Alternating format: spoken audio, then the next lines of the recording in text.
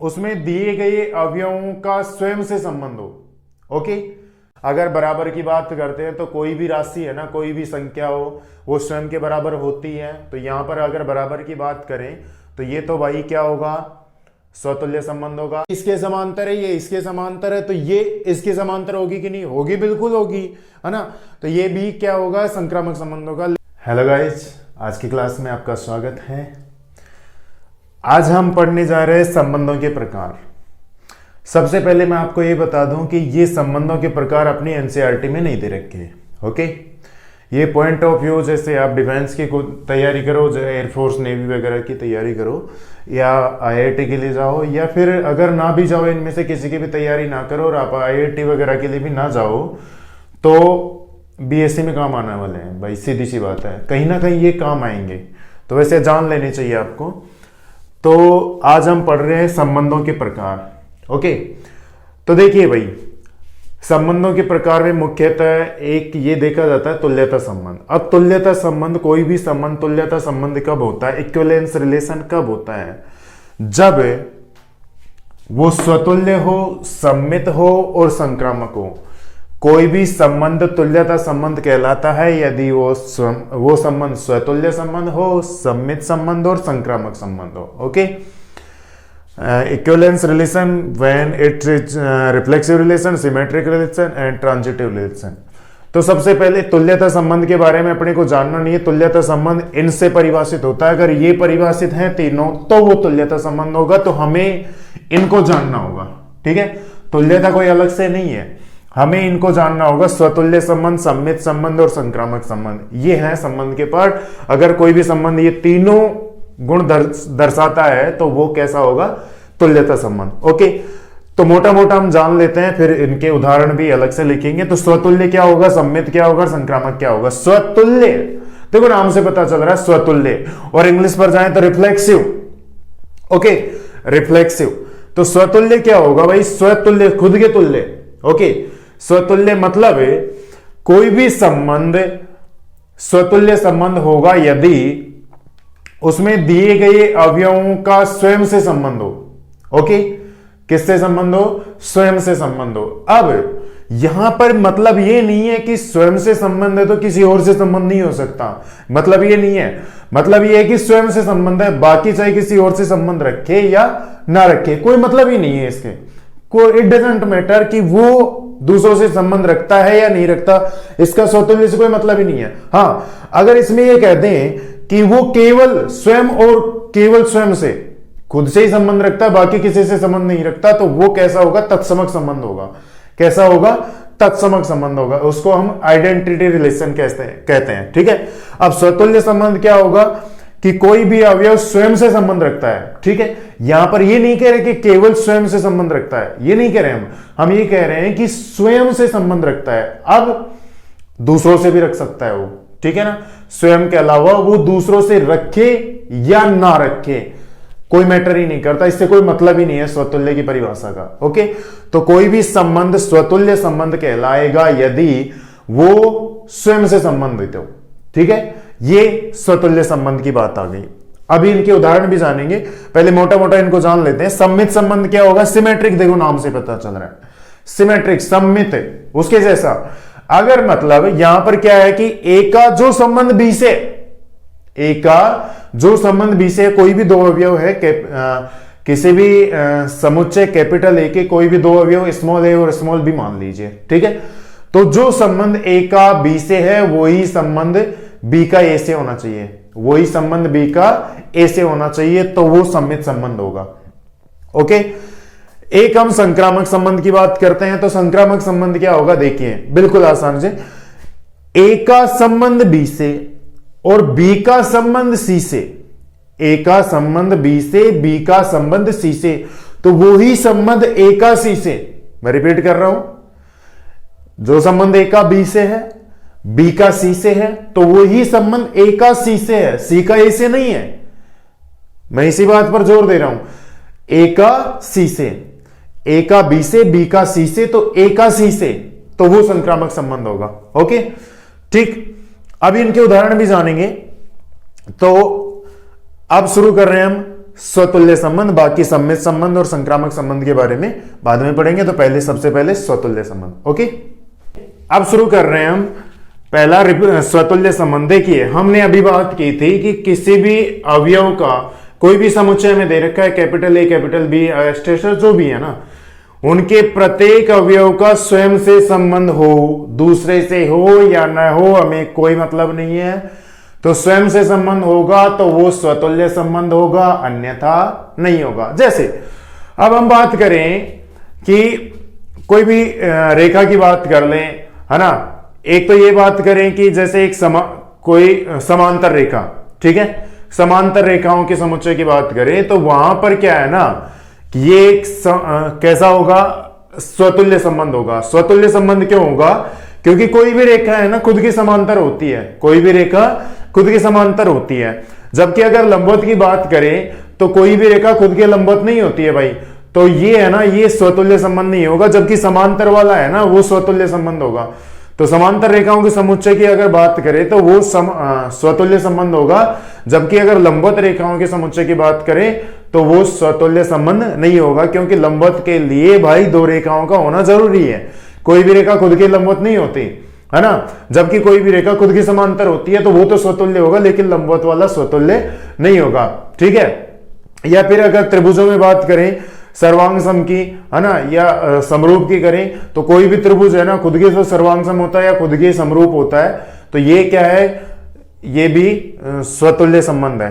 Okay, हाँ। और अपने डेली लाइफ के रिश्तों में बात करें, जैसे बाप की, है ना, बेटे की, माँ की, है ना, को, तो ये डेली लाइफ के रिश्ते कभी भी स्वतुल्य नहीं हो सकते भाई। कोई खुद का ही भाई थोड़ी हो सकता है, कोई खुद का ही बाप थोड़ी हो सकता है? कोई खुद का बॉयफ्रेंड थोड़ी हो सकता है, कोई खुद की गर्लफ्रेंड थोड़ी हो सकती है, नहीं हो सकती ना, है ना। तो वैसा ही कुछ यहां पर है। ओके, तो चलो बात करते हैं स्वतुल्य संबंध की परिभाषा की। किसी संबंध कैपिटल ए में परिभाषित संबंध कैपिटल आर के अंतर्गत यदि कैपिटल ए का प्रत्येक अवयव स्वयं से संबंधित हो तो आर एक स्वतुल्य संबंध कहलाता है। अर्थात आर स्वतुल्य संबंध होगा यदि ए का संबंध ए से, ए एलिमेंट ऑफ कैपिटल आर, ए का संबंध ए से है आर में, प्रत्येक अवयव कोई भी कैपिटल ए समुच्चय दिया गया है उसका अवयव है, ठीक है। अब ये चीज ध्यान में रखने वाली है, यदि समुच्चय ए में एक भी ऐसा अवयव विद्यमान है जो स्वयं से संबंधित नहीं है तो दिया गया संबंध स्वतुल्य नहीं होगा। अब जैसे यहां पर एक उदाहरण की बात करते हैं भाई, कैपिटल ए हमें एक समुच्चय दे रखा है ए बी सी डी, तथा इसमें हमें दो संबंध दे रखे हैं R1 और R2, ठीक है।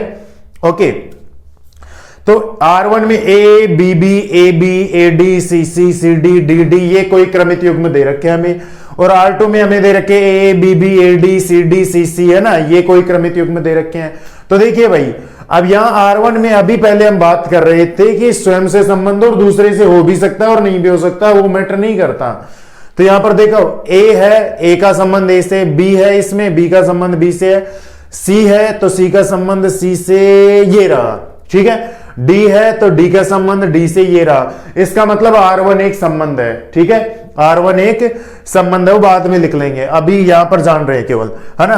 तो यदि समुच्चय R में एक भी ऐसा अवयव विद्यमान है जो स्वयं से संबंधित नहीं है तो दिया गया संबंध स्वतुल्य नहीं होगा।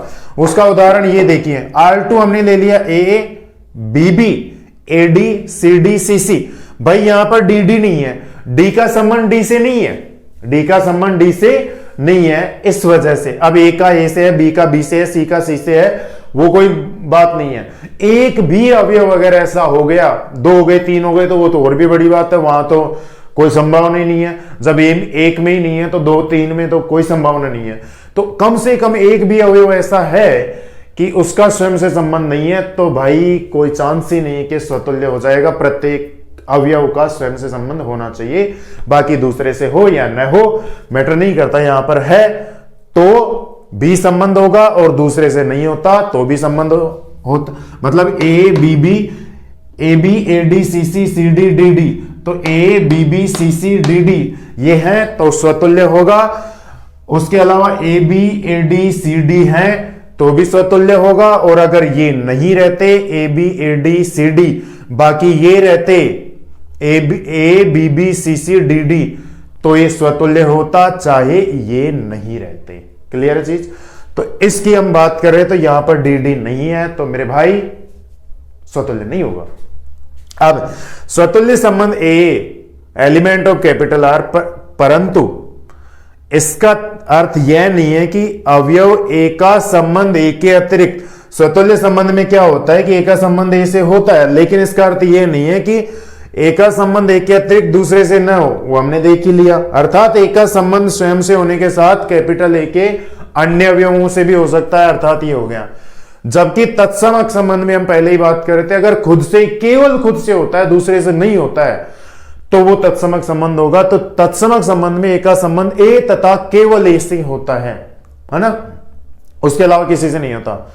संबंध स्वतुल्य संबंध है, परंतु देखिए यहां से अतः स्पष्ट है कि प्रत्येक तत्समक, अभी बात कर रहे थे हम कि स्वयं से हो तो वो स्वतुल्य होगा, दूसरे से हो या ना हो मैटर नहीं करता। तो प्रत्येक तत्समक संबंध, देखो अब इसमें है ना ये और ये तीनों नहीं आते ना, ये दोनों, तो ये ए बी ए डी और सी डी, ये जहां पर उंगली रखी है ये नहीं आते ना, तो ये कैसा होता, तत्समक भी होता और स्वतुल्य भी होता। अब ये कैसा है, केवल स्वतुल्य है, तत्समक नहीं है। क्लियर है? देखिए ये दोनों और ये जहां पर हमने मार्कर और उंगलियां रखी हैं, तो भाई अगर ये नहीं रहते ना और A B B C C D D रहते, तो भाई ये तत्समक होता, स्वतुल्य भी होता, लेकिन अब केवल स्वतुल्य है, तत्समक नहीं है। ओके ओके, अच्छा अब यहां पर बात करें, इस क्वेश्चन की बात करें तो उदाहरण की, तो ए में ए बी सी डी हमें 4 अवयव दे रखे हैं, R1 और R2। तो यहां देखिए भाई ए R1 का अवयव है, बी R1 का अवयव है ना, सी का भी सी से संबंध है R1 में, सी भी R1 का अवयव है, और डी भी R1 का अवयव है। अतः R1 स्वतुल्य संबंध है। ओके, परंतु अब देखिए भाई ए R2 का अवयव है ना, बी भी R2 का अवयव है, सी भी R2 का अवयव है, परंतु डी R2 का अवयव नहीं है, इसलिए R2 स्वतुल्य संबंध, इसलिए R2 स्वतुल्य संबंध नहीं है। ओके, अब देखिए हमने बात कर ली समांतर रेखाओं की, तो ये स्वतुल्य संबंध होगा क्योंकि कोई भी रेखा स्वयं के समांतर होती है। हमने बात की समरूपता की, तो कोई भी आकृति स्वयं के समरूप होती है। हमने बात की सर्वांग समता की, कोई भी आकृति स्वयं के सर्वांग सम होती है ना। तो ये सारी चीजें है ना, जितने भी हमने प्रॉपर्टीज की बात करी, जैसे सर्वांग समता हो, समरूपता हो, समांतर होना, ये सारी क्या है ना, ये सारे के सारे स्वतुल्य संबंध होंगे। लेकिन अगर लंबवत की बात करें तो ये स्वतुल्य संबंध नहीं होगा क्योंकि कोई भी रेखा स्वयं के लंबवत नहीं होती है भाई। ठीक, अब सुनिए, अगर बराबर की बात करते हैं तो कोई भी राशि है ना, कोई भी संख्या हो, वो स्वयं के बराबर होती है। तो यहां पर अगर बराबर की बात करें तो ये तो भाई क्या होगा, स्वतुल्य संबंध होगा। लेकिन अगर ग्रेटर देन या लेस देन की बात करते हैं तो ये स्वतुल्य संबंध नहीं होगा, नहीं होगा, नहीं होगा, क्योंकि कोई भी राशि खुद से छोटी या खुद से बड़ी नहीं होती है। ठीक है, तो भाई ये था अपने स्वतुल्य संबंध। अब हम पढ़ रहे हैं सममित संबंध। ओके,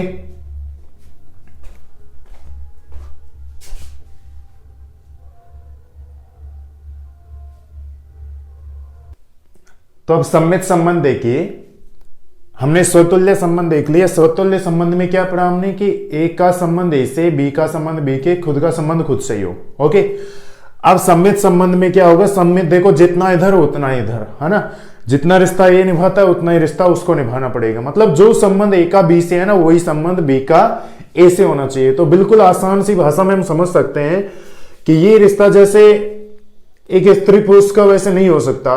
क्यों? क्योंकि अगर जैसे हम बात करें कि राम सीता का पति है, तो क्या सीता भी राम का पति होगा? नहीं, संभव ही नहीं है। हाँ, दो पुरुषों में ये रिश्ता संभव है कि राम लक्ष्मण का भाई है तो लक्ष्मण भी राम का भाई है ना? बिल्कुल ऐसा कि राम श्याम का भाई है तो श्याम राम का भाई है, सीता गीता की बहन है तो गीता सीता की बहन है। लेकिन अगर सीता राम की पत्नी है तो राम सीता की पत्नी नहीं होगा, है ना? वहां पर बात अटक जाती है।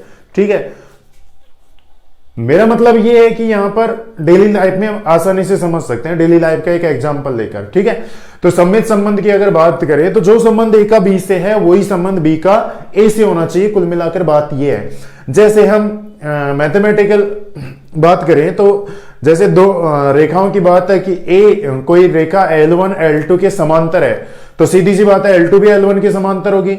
या रेखा L1 L2 के लंबवत है तो L2 भी L1 के लंबवत होगी।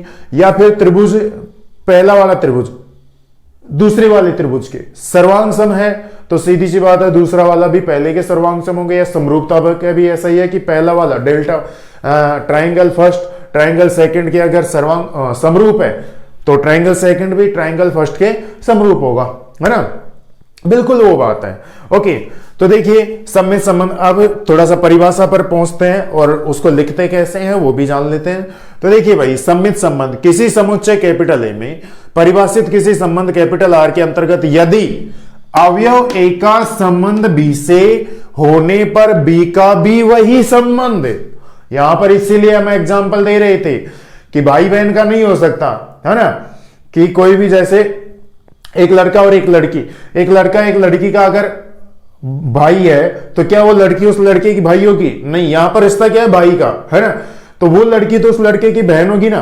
तो यहां पर हम बात करें कि रिश्ता वही होना चाहिए, उनके बीच में रिलेशन वही होना चाहिए, तब जाके वो सम्मित संबंध होगा। बिल्कुल, जो जितना इधर उतना उधर। ठीक है, तो यदि ए का संबंध बी से होने पर बी का भी वही संबंध ए से हो तो ऐसे संबंध को सम्मित संबंध कहते हैं।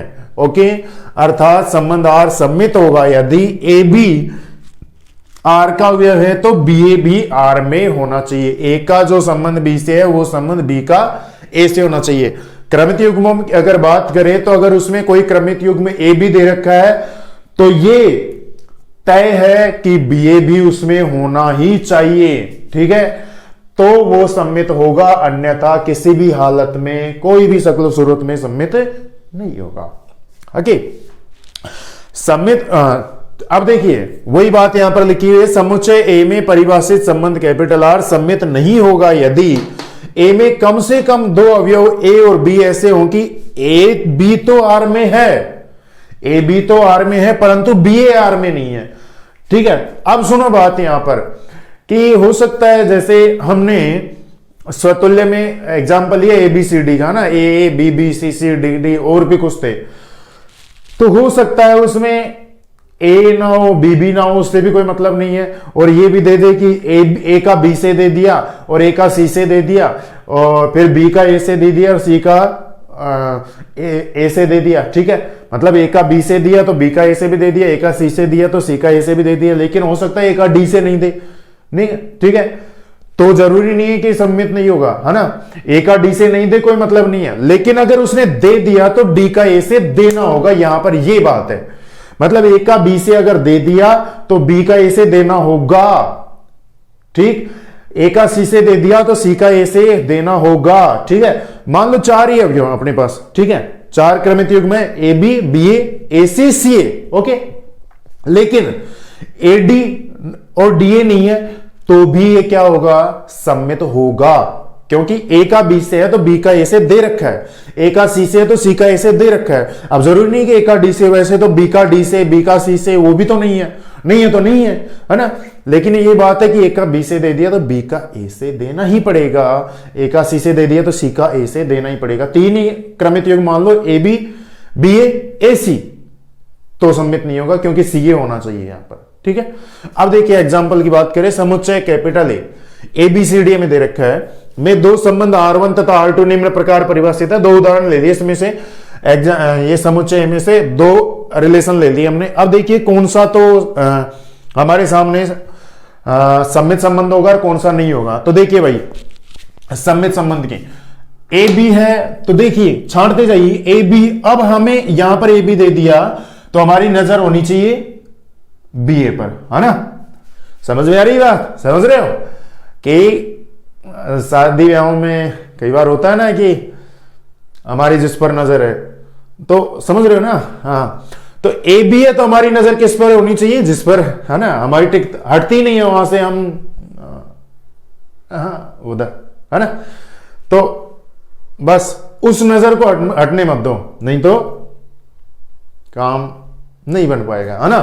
तो ए बी है तो भाई बी ए बी होना चाहिए, ये रहा बी ए, ठीक है। अब बी डी है तो हमारी नजर किधर होनी चाहिए, डी बी पर, हमारी नजर उधर ही, है ना।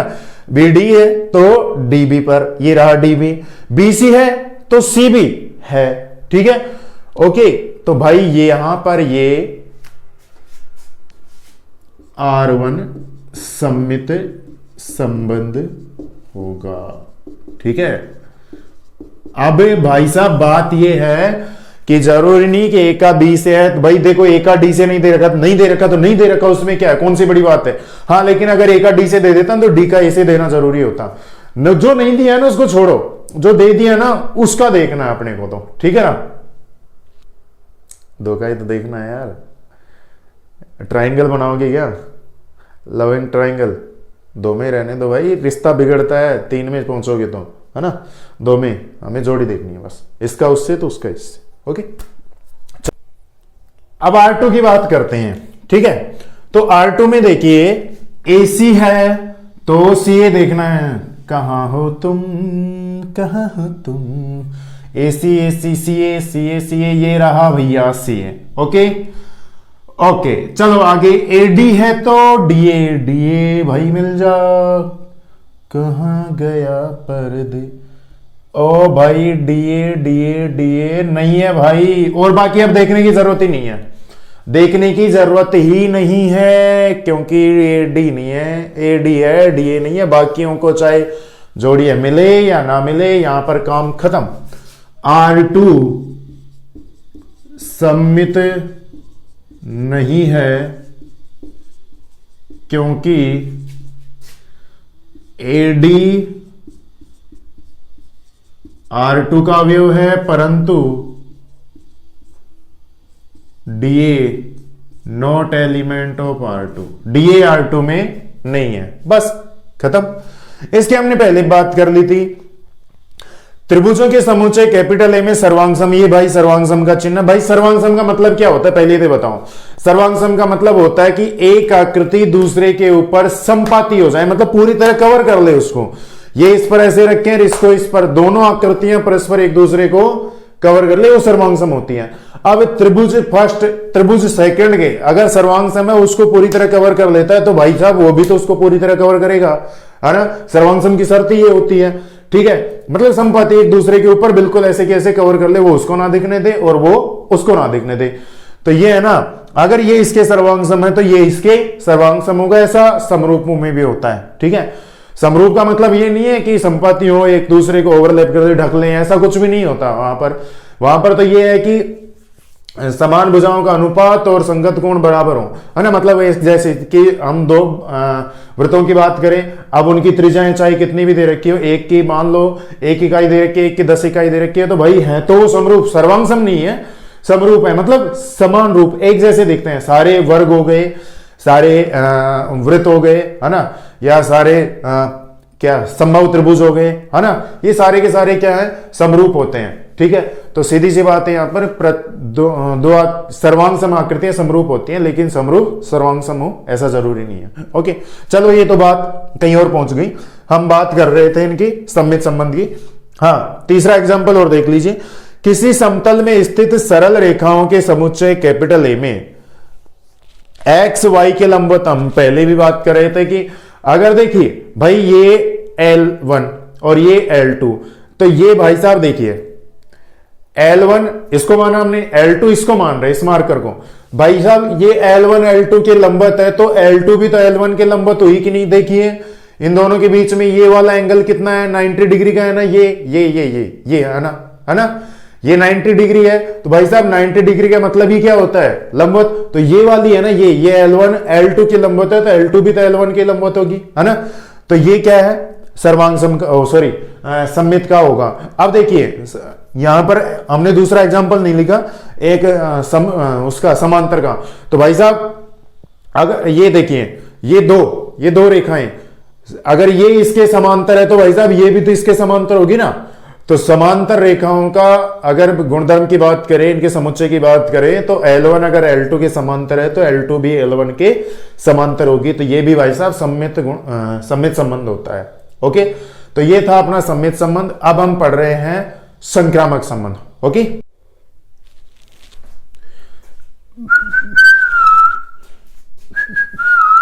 अब देखिए भाई संक्रामक संबंध, ट्रांजिटिव रिलेशन।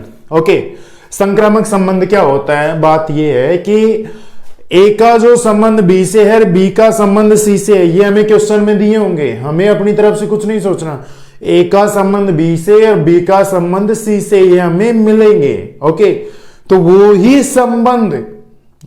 संबंध ए का सी से, सी का ए से नहीं है, ए का सी से, तो वो संक्रामक संबंध होगा। ठीक है, जैसे 3 लड़कों की बात करें, है ना, कि राम श्याम का भाई है और श्याम कलाम का भाई है, तो राम कलाम का भाई होगा कि नहीं होगा, बिल्कुल होगा, आराम से होगा। या 3 रेखाओं की बात करें, समांतर होने की बात करें, है ना, तो L1 L2 के समांतर है भाई ये 3 रेखाएं, मान लो थोड़ी देर के लिए, है ना। ओके, ये आ गई 3 रेखाएं आपके पास। ओके, तो ये इसके समांतर, ये L1, ये L2 और ये L3 है। ठीक है, तो ये इसके समांतर है, ये इसके समांतर है, तो ये इसके समांतर होगी कि नहीं होगी, बिल्कुल होगी, है ना। तो ये भी क्या होगा, संक्रामक संबंध होगा। लेकिन लंबवत की जरूरी नहीं है भाई साहब, सुन लो, अब लंबवत की जरूरी नहीं है। लंबवत की क्यों जरूरी नहीं है कि सुनो, अब जैसे अब यहां पर देखिए, ये L1 है, ये L2 है और ये L3 है। ठीक है, अब L1 L2 की लंबवत है और L2, पड़ गया ना चक्कर, L2 L3 की लंबवत है, लेकिन ये देखो L1, ये L2 और ये L3। ओके, तो L1 L2 की लंबवत है, L2 L3 की लंबवत है, लेकिन L1 और L3 समांतर है भाई है ना। तो मेरे भाई लंबवत होने का संबंध संक्रामक नहीं हो सकता, कभी नहीं होगा, कभी भी नहीं होगा। ओके, सुन लिया, ठीक है। अब परिभाषा पर आते हैं। किसी समुच्चय कैपिटल ए में कोई संबंध कैपिटल आर यदि इस प्रकार परिभाषित हो कि आर के अंतर्गत अवयव ए का संबंध अवयव बी से तथा बी का संबंध अवयव सी से होने पर वही संबंध जो ए का बी से है, बी का सी से है, वही संबंध ए का सी से हो, तो ऐसे संबंध को संक्रामक संबंध कहते हैं। अर्थात आर एक संक्रामक संबंध होगा यदि ये भाई साहब परिभाषा लिखवाता है तो यहां तक लिखनी होती है, यहां तक नहीं छोड़नी होती है। मेन चीज ये, अगर ये लिख दी इसका रोल कम है, ठीक है ना। मेन चीज ये, ए का संबंध बी से, ए का संबंध बी से, देखिए A B element of capital R, मतलब ए बी कोई क्रमित युग्म आर में है तथा बी सी आर में है। भाई साहब ये है ना, ये दिए होंगे हमें, ठीक है ना।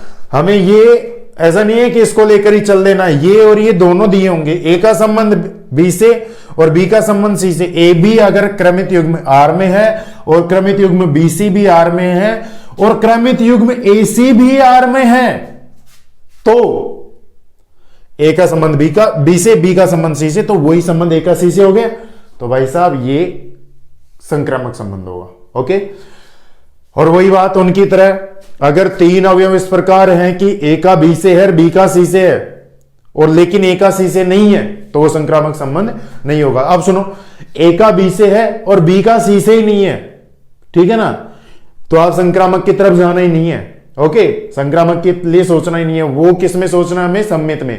ए का बी से, है ना, और बी का सी से दिया ही नहीं है, नो मैटर ही नहीं करता, कोई मतलब ही नहीं। ए का बी से बी का सी से दिया तो ए का सी से देखना होगा फिर, ठीक है।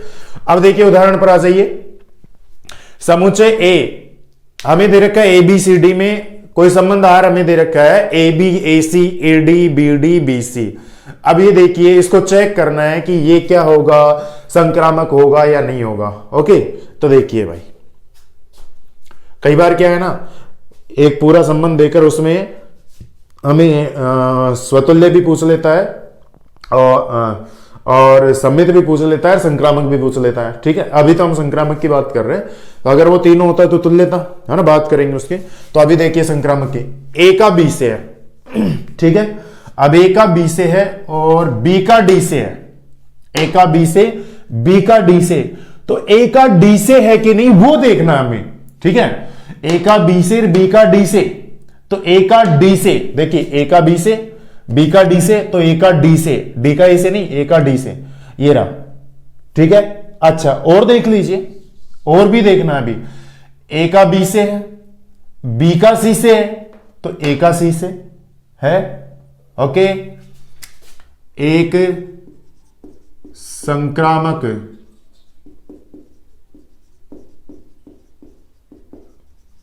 संबंध होगा क्योंकि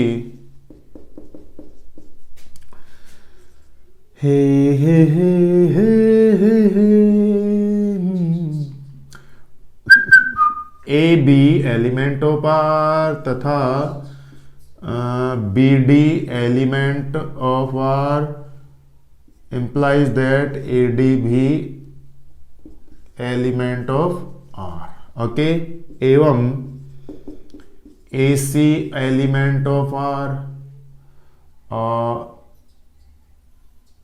AB एलिमेंट ऑफ आर तथा BC element of R implies that AC element of R. Okay, आप सुनिए भाई, हम वैसे भी देख सकते हैं ए का बी से, और वैसे ही जरूरी नहीं, देखिए बी का सी से है, अब सी का ए से देखना है। ऐसा जरूरी नहीं कि सर इनको ही क्यों देख रहे हैं, और कुछ भी तो देख सकते हैं। देखिए बी का सी से है तो सी का ए से देखो, पहले नहीं है तो संक्रामक की बात ही नहीं है। कि मैंने क्या कहा था, शुरू के दो क्रमित युग में देखने होंगे हमें। ठीक है, तो पहले वो देखना है, तो बात ही नहीं करेंगे उनकी। ओके, कुछ और देख लो, देखना हो तो। आपकी भक्ति जोर मार रही है तो देख लो भाई, मैं मना नहीं कर रहा। ओके, अब देखिए उदाहरण नंबर सेकंड, किसी समतल में स्थित सरल रेखाओं के समुच्चय कैपिटल आर में एक एक्स वाई के समांतर, बात हमने अभी समझ ली थी, अच्छे से समझ ली थी। एक्स वाई के समांतर है, देखो ये और ये है ना, एक्स वाई वाई जेड। ठीक है, तो भाई साहब ये इसके समांतर है, ये इसके समांतर है, तो ये और ये भी आपस में समांतर होंगी, बिल्कुल होंगी, है ना। तो ये हर हाल में बिल्कुल आंख बंद करके हमेशा ही होगा, आंख बंद करके कह दो कि संक्रामक होगा, है ना, कोई लोलपाच है ही नहीं इसमें। ठीक है, लंबवत की बात अभी मैंने मना कर दी थी, लंबवत बिल्कुल नहीं होगा, है ना। ये इसके लंबवत है, ये इसके लंबवत है, तो ये दोनों तो आपस में समांतर है ना भाई, है ना। प्राकृत संख्या, एग्जाम्पल नंबर 3 है, प्राकृत संख्याओं के समुच्चय कैपिटल एन में यदि एक संबंध कैपिटल आर इस प्रकार परिभाषित किया जाए कि एक्स का संबंध वाई से इस प्रकार है कि एक्स तथा वाई दोनों विषम है ना। प्राकृत संख्याओं की बात हो रही है, विषम है मतलब 1, 3, 5, 7, है ना। अब भाई एक्स और वाई दोनों विषम है, तो देखिए वाई और जेड अपने को लेना होगा। ठीक है ना, मैंने क्या कहा था, क्वेश्चन में दिया होगा, नहीं देता है तो हमें संक्रामक पहुंचने के लिए एक्स का वाई से संबंध दे रखा है, बस इतना, क्वेश्चन खत्म। ठीक है, अब वाई का जेड से वही संबंध हमें लेना होगा और फिर देखना होगा, जैसे इस क्वेश्चन में दे दिया, इस समतल में स्थित सरल रेखाओं के समुच्चय कैपिटल आर में एक्स वाई के समांतर है, बस बस बस बस, क्वेश्चन इतना ही है, क्वेश्चन इतना ही है। ठीक है, जेड वेड का कोई मतलब नहीं है यहां पर, वो हमें देखना होगा। क्वेश्चन क्रमित युग्म के रूप में नहीं देता है, भाषा के रूप में देता है, तो भाई इतना ही आएगा क्वेश्चन। ओके, अब सुन लीजिए, एक्स वाई के समांतर है, वाई वही संबंध वाई का जेड से हमें लेना होगा। ठीक है ना, फिर इन दोनों की सहायता से एक्स और जेड में संबंध हमें देखना होगा। क्लियर है, घुस रही है पेज में, हाँ ठीक है। अब देखिए भाई, एक्स वाई के समांतर है, क्वेश्चन यहां पर खत्म, वाई को जेड के समांतर में लेना होगा, फिर अपने को सोचना होगा। इतना तो कचरा तो नहीं भरा दिमाग में, इतना तो सोचना पड़ेगा अपने को, है ना। तो भाई एक्स वाई के समांतर है, वही अभी बात कर दी थी, X Y Z X Y के समांतर है, ये हमें लेना होगा, तो ये हमें देखना होगा। ये हमें दे रखा है, ये हमें देखना होगा, लेना होगा, और ये देखना होगा। ठीक है, तो क्वेश्चन इतना ही होगा। तो वही बात, एक्स तथा वाई दोनों विषम है, 1 और 3 मान लो, है ना, 1 और 3 है, ठीक। y और z हमें लेने होंगे, y और z हमें लेने होंगे, जैसे y तो 3 मान लिया हमने, z को 5 मान लो, तो 3 और 5 भी तो विषम है। अब क्या क्या आ गए, x 1 माना, z हमने 5 माना, है ना, ठीक है, तो 1 और 5 भी तो विषम हुए, बस किस्सा खत्म, है ना। तो एक संबंध r इस प्रकार परिभाषित किया जाए कि x का संबंध y से इस प्रकार है कि x तथा y दोनों विषम है, तो r एक संक्रामक संबंध होगा, क्योंकि x y z element of capital N, मतलब x y z तीनों क्या है, प्राकृत संख्याएं, तथा x का y से संबंध और y का z से संबंध इंप्लाइज दैट x y तथा y z सभी विषम है। x का y से संबंध क्या है कि x y विषम है, y का z से संबंध क्या है कि y z विषम है, तो भाई साहब x और z भी तो विषम होंगे, इंप्लाइज दैट x का संबंध z से। तो प्यारे साथियों, ये था आपका संक्रामक संबंध। ओके, धन्यवाद। अब हम पढ़ रहे हैं थोड़ा सा तुल्यता संबंध के बारे में, जो कि आपको पहले बता दिया था, बट अब बता देते हैं और डिटेल से थोड़ा सा परिभाषा के बारे में। जैसे कि हमें पूछ ले कि तुल्यता संबंध क्या होता है ना, तुल्यता संबंध क्या होता है, तो उसको अलग से परिभाषा कैसे लिखी जाए वो भी जान लेते हैं। ओके, अब आ जाइए भाई तुल्यता संबंध पर, इक्विवेलेंस रिलेशन। तो हम शुरुआत ही यहां से कर रहे थे। कुल मिलाकर बात यह है कि तुल्यता संबंध क्या होगा, जब वो स्वतुल्य हो, सम्मित हो, संक्रामक हो, तीनों संबंध अगर होंगे तो वो तुल्यता संबंध होगा। तो सीधी सी बात है कि तुल्यता संबंध की कोई अलग से परिभाषा नहीं होगी, इसकी परिभाषा इन तीनों से मिलकर बनी होगी। ठीक है, अब तीनों की परिभाषा हमने पढ़ ली है ना। तो देखिए, किसी संबंध समुच्चय कैपिटल ए में परिभाषित कोई संबंध कैपिटल आर एक तुल्यता संबंध कहलाता है यदि आर एक स्वतुल्य, अर्थात अब स्वतुल्य की परिभाषा हमने क्या पढ़ी है कि खुद का संबंध खुद से हो, ए का संबंध ए से, मतलब ए एलिमेंट ऑफ कैपिटल आर, जहां ए क्या दिए गए समुच्चय का अवयव है। ओके, आर सम्मित है, अर्थात अगर ए का संबंध बी से है वही संबंध बी का ए से है तो आर सम्मित होगा। प्रत्येक ए और B element of capital A, मतलब कोई भी दिया गया समुच्चय उसके अवयवों के लिए। आर संक्रामक है, वो भी हमने पढ़ लिया अभी कि ए बी अगर आर का एलिमेंट है, बी सी भी आर का एलिमेंट है, मतलब ए का जो संबंध बी से है, बी का जो संबंध सी से है, वही संबंध ए का सी से है। वही for all A B C element of capital A, वही दिए गए समुच्चय के अवयवों के लिए। ठीक है, तो मतलब अगर वो स्वतुल्य होगा, सम्मित होगा और संक्रामक होगा, वो उनकी परिभाषाएं हमने पढ़ ली थी, ये उनकी परिभाषाएं हैं, है ना, समुच्चय के रूप में, तब वो तुल्यता संबंध होगा। एक एग्जांपल भी देख लीजिए, समुच्चय कैपिटल एन में संबंध आर इस प्रकार परिभाषित है कि एक्स का संबंध वाई से, एक्स बराबर वाई, ये तुल्यता संबंध होगा। क्यों, अब देख लीजिए, यहां पर देख भी लीजिए, एक्स बराबर वाई, तो भाई तुल्यता के लिए, तुल्यता के लिए क्या देखना होगा हमें, सबसे पहले स्वतुल्य, फिर संक्रामक, फिर क्या देखना होगा, सबसे पहले हमें स्वतुल्य, फिर सम्मित और फिर संक्रामक। ओके, तो सबसे पहले देख लिए खुद के बराबर, एक्स बराबर एक्स, वाई की जगह भी एक्स रखकर देख लेते हैं हम, स्वयं का स्वयं से संबंध। तो कोई संख्या खुद के बराबर तो होती है भाई, बिल्कुल होती है, बिल्कुल, है ना, कोई डाउट ही नहीं है। तो सम्मित तो स्वतुल्य तो होगा, है ना, ए बराबर ए, है ना। तो देखिए, कोई भी A B C element of capital N प्राकृत संख्याओं के कोई भी हमने ए बी सी 3 अवयव ले लिए हैं, तो कोई खुद के बराबर तो होता ही है, सीधी सी बात है, ए का संबंध ए से होगा ही, होगा तो स्वतुल्य होगा। अब अगर ए बी के बराबर है तो सीधी सी बात है बी भी ए के बराबर होगा, उसमें क्या है, तो ये सम्मित भी होगा। और अगर ए बी के बराबर है और बी सी के बराबर है तो ए बी सी के बराबर होगा, उसमें क्या है, ये भी कोई बड़ी बात नहीं है, तो ये संक्रामक भी होगा। अरे भाई अब स्वतुल्य है, सम्मित है, संक्रामक है, तो ये तुल्यता संबंध होगा। ओके, इसलिए आर, अब चूंकि आर स्वतुल्य है, सम्मित है तथा संक्रामक है, तब आर तुल्यता संबंध होगा।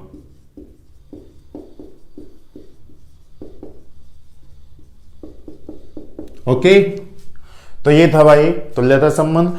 हमने इस क्लास में संबंधों के प्रकार के बारे में पढ़ा है। सबसे पहले हमने शुरुआत की स्वतुल्य के बारे में, फिर सममित के बारे में, फिर संक्रामक के बारे में, तीनों होंगे तो तुल्यता संबंध होगा। ओके, तो ये थे भाई इस संबंधों के प्रकार। मैं फिर से रिपीट कर देता हूँ, एनसीईआरटी में ये नहीं है, कोई मतलब नहीं है, लेकिन आपको हर जगह काम आने वाले हैं। डिफेंस की जॉब के लिए तैयारी करो, या फिर आप IIT वगैरह के लिए करो, या BSc, कहीं ना कहीं काम आने वाले हैं। ठीक है, पहले तो सिलेबस में भी हुआ करते थे, राजस्थान बोर्ड के सिलेबस में तो हुआ करते थे, है ना, लेकिन अब एनसीईआरटी के में नहीं है। लेकिन एनसीईआरटी में मैं आपको बता दूं कि क्लास 11 में नहीं है, 12 में तो है। इतना और बता दूं, मैं लास्ट में ये कहना चाह रहा हूँ, क्लास 12 में है, तो आपको ये बहुत अच्छे से जान लेने हैं। ठीक है, ओके, तो आज की क्लास में इतना ही, बाकी नेक्स्ट क्लास में। जय हिंद, जय भारत।